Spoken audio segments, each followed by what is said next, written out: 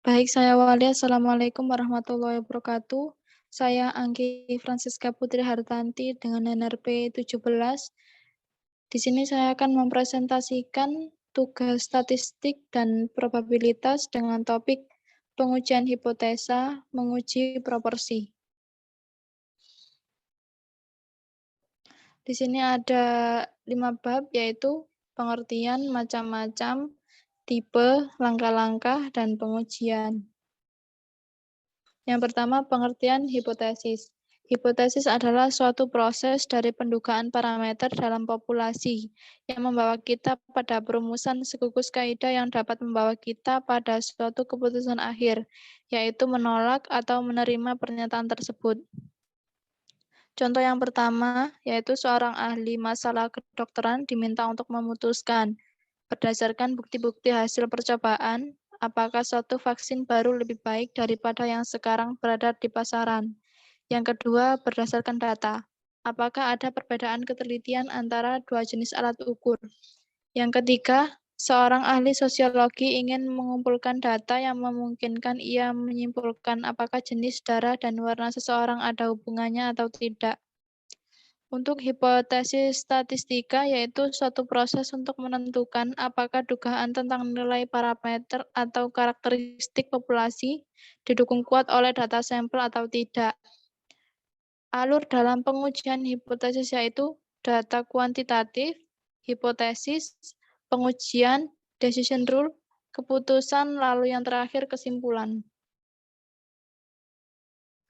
Jadi dalam statistika dikenal dua macam hipotesis, yaitu yang pertama hipotesis nol atau H0, berupa suatu pernyataan tidak adanya perbedaan karakteristik atau parameter populasi, selalu ditandai dengan tanda sama dengan. Yang kedua, hipotesis alternatif atau H1, berupa suatu pernyataan yang bertentangan dengan H0. Ingat, yang diuji dalam hipotesis adalah parameter, maka notasi yang digunakan dalam hipotesis statistika adalah parameter mu untuk nilai tengah, lalu untuk simpangan baku, dan P untuk proporsi. Ada dua tipe hipotesis, yaitu yang pertama hipotesis satu arah atau hipotesis satu sisi. Jika hipotesis alternatif menggunakan tanda lebih dari atau kurang dari, hal ini si peneliti atau si perancang hipotesis menginginkan suatu perubahan satu arah. Misalnya, apakah meningkat, apakah terjadi penurunan, dan sebagainya. Contoh, sebuah perusahaan rokok menyatakan bahwa kadar nikotin rata-rata rokok yang diproduksinya tidak melebihi 2,5 mg. Tidak melebihi berarti kurang dari H1 sama dengan mu kurang dari 2,5. Yang kedua, hipotesis dua arah atau hipotesis dua sisi. Jika hipotesis alternatif menunjukkan tanda tidak sama dengan, misalnya H0 mu sama dengan 20 lawan H1 mu tidak sama dengan 20. Ini berarti hipotesis alternatifnya memiliki dua definisi, H1 mu lebih dari 20 dan atau H1 mu kurang dari 20. Hal ini dikarenakan si peneliti menginginkan suatu perbedaan, yaitu apakah berbeda atau tidak, entah berbeda itu meningkat atau menurun. Contoh, sebuah pabrik sereal ingin mengetes unjuk kerja dari mesin pengisinya.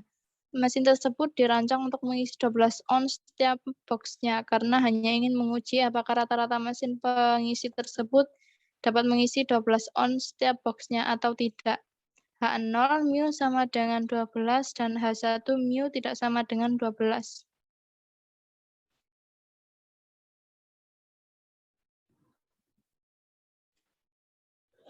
Untuk langkah pengujian, yaitu yang pertama tentukan hipotesis.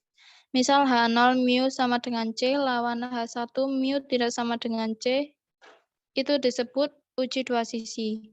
Atau H0 mu sama dengan C lawan H1 mu lebih dari C, itu disebut uji satu sisi. Yang kedua, tentukan tingkat signifikansi alfa. Biasanya kalau tidak diketahui, Maka hal yang biasa digunakan adalah tingkat kesalahan alfa sebesar 5%. Yang ketiga, statistik uji. Yang keempat, daerah kritik H0 diterima bila dan H0 ditolak bila. Yang kelima, keputusan H0 diterima atau ditolak. Dan yang terakhir, berisi kesimpulan. Nah, ini untuk pengujian proporsi atau studi kasus. Seorang pemborong menyatakan bahwa di 70% rumah-rumah baru yang dibangun di kota X dipasang suatu alat pemompa udara panas. Ingin diuji pernyataan tersebut di atas dengan dilakukan suatu penelitian. Diperoleh 15 rumah baru yang diambil secara acak, terdapat 8 rumah yang menggunakan pompa udara panas. Gunakan taraf nyata 0,10.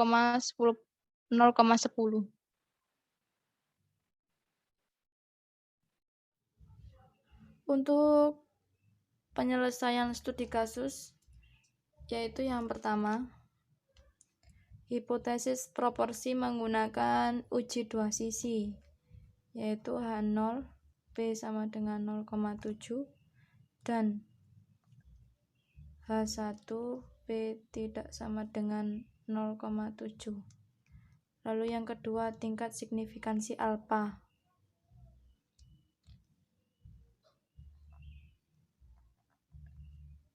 Untuk signifikansi alfa yaitu 0,01. Z alfa per 2 sama dengan Z 0,005 sama dengan 2,575. Dan yang ketiga, statistik uji,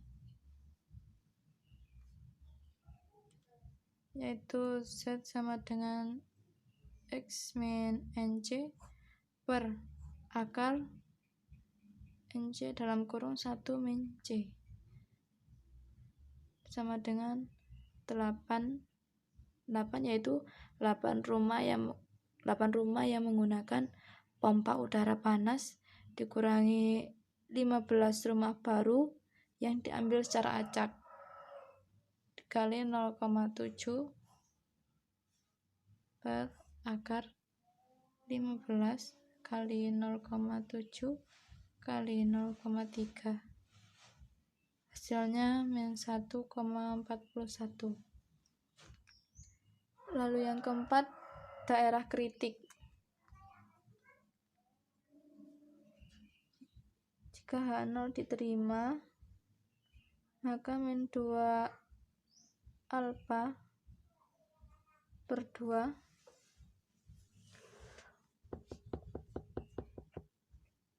kurang dari 2 kurang dari 2 alfa per 2 lalu min 2,575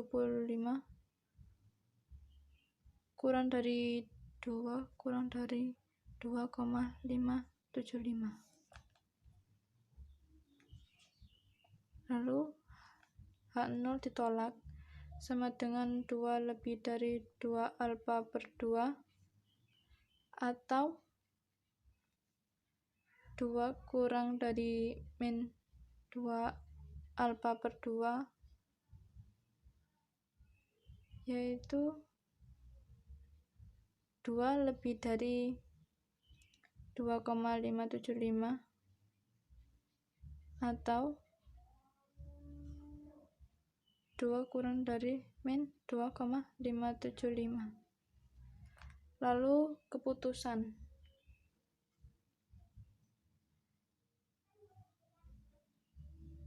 Min Z alfa per 2 kurang dari 2 kurang dari 2 alfa per 2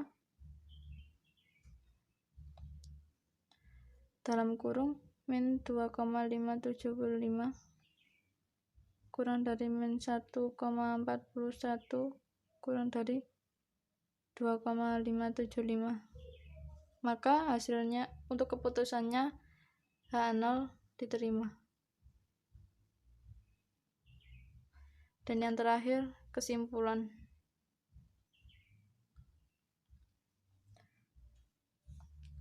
Untuk kesimpulannya sendiri adalah bahwa tidak ada alasan yang kuat untuk meragukan pernyataan pemborong. Karena untuk keputusan H0 diterima, maka tidak ada alasan yang kuat untuk meragukan pernyataan pemborong.